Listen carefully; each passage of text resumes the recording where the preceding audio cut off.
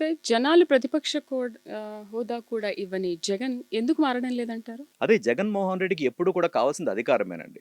నిజంగా గనక అతనికి ప్రజాస్వామ్యం పట్ల ఉంటే గతంలో మనం కూడా చూసినాం.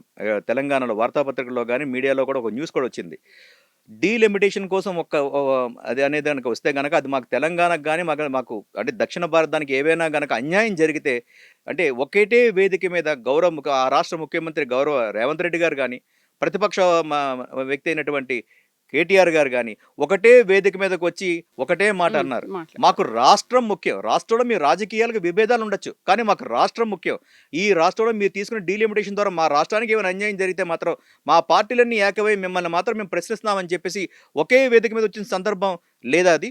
మరి అలాంటి పరిస్థితి మనకు ఆంధ్ర రాష్ట్రంలో ఎందుకు రాదు? ఎందుకంటే జగన్మోహన్ రెడ్డి అనే వ్యక్తికి గర్వం ఎక్కువ, అహం ఎక్కువ. తనకి ప్రజాస్వామ్యం పట్ల గౌరవం లేదు. ఈ ప్రజలంటే అసలు భయమే లేదు. ప్రజలంటే గౌరవమే లేదు. కాబట్టి నీతో ఎందుకు కలిసొస్తాను? దానికోసమే ప్రతిపక్ష హోదా ఇవ్వకుండా పక్షపాతం ఇచ్చి 11 సీట్లతో కూర్చోబెట్టినారు. కాబట్టి ఇలాంటి వ్యక్తులు ఎట్టి పరిస్థితుల్లోనూ కూడా ఇంక చట్టసభల్లోకి వచ్చే అర్హులైతే కాదు.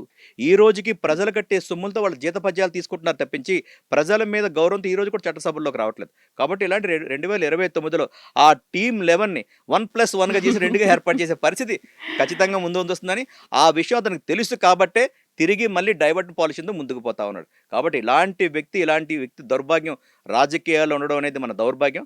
ఆంధ్ర రాష్ట్రం చేసుకున్న దౌర్భాగ్యం.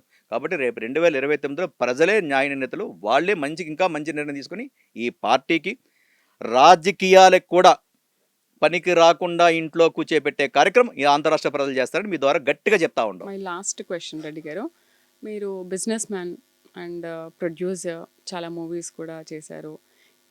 మీడియాలో కూడా వస్తున్నారని విన్నాము. మంచిదే కదండి. అంటే నాకు తెలియని విషయం మీరు కూడా చెప్పినారు.